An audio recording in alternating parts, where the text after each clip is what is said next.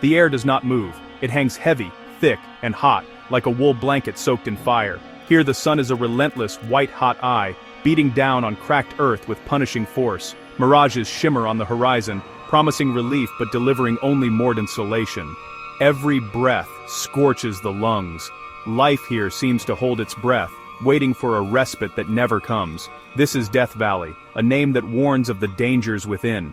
Located in California's Mojave Desert, it holds the record for the highest air temperature ever reliably recorded, 56.7 degrees or 134 degrees at Furnace Creek. The valley floor can reach temperatures hot enough to cook an egg.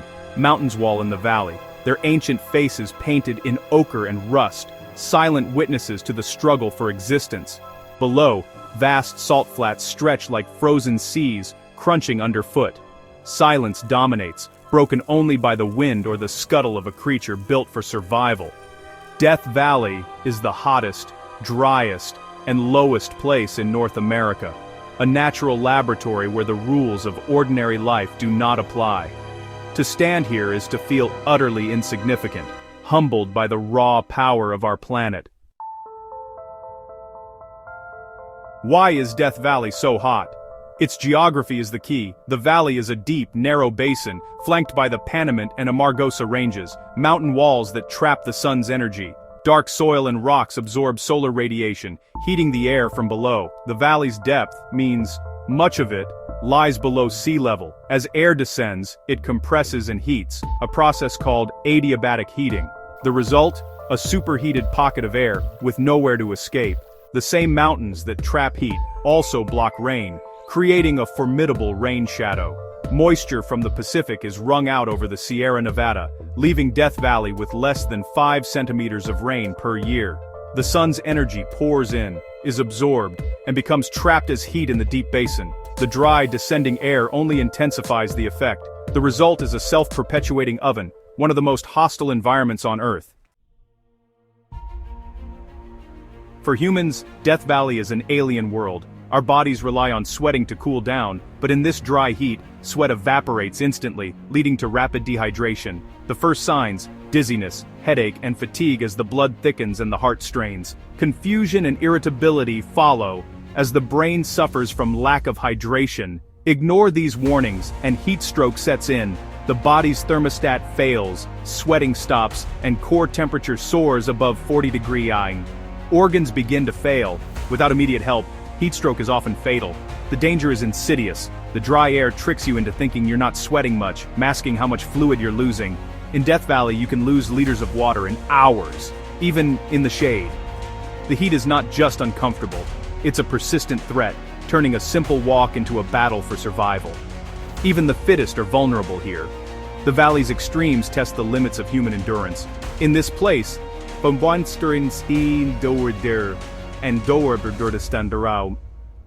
it invriger amira ambrandandert spoor door one is always the dominant force.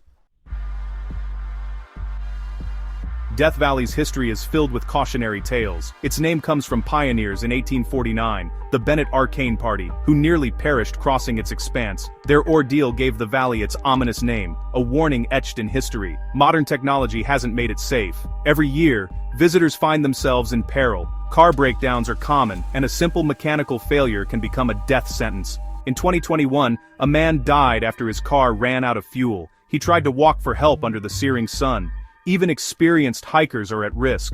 In 2023, a 65-year-old man died on a popular trail despite starting early. The heat can overwhelm anyone, no matter their fitness or preparation. These stories are not just sensational, they're vital lessons. Death Valley demands humility and respect.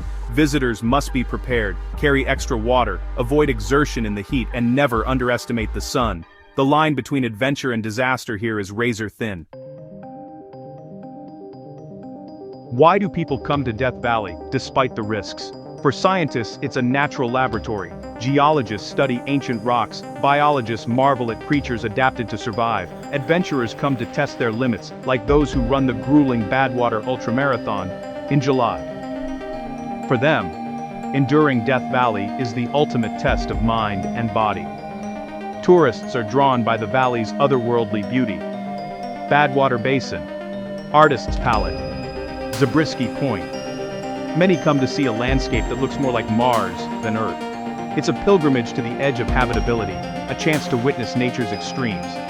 Death Valley inspires awe and humility, reminding us there are still places not built for us. To visit is to be a guest in a realm of immense power.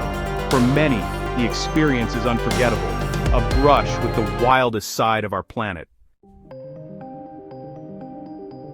Death Valley was once an anomaly, but as the climate changes, it's becoming a warning. Its relentless heat and parched earth may foreshadow what's ahead for other regions. Scientists predict more frequent, intense, and longer-lasting heat waves worldwide.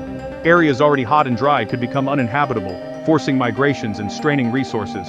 Death Valley shows us the endpoint of a world without climate stability.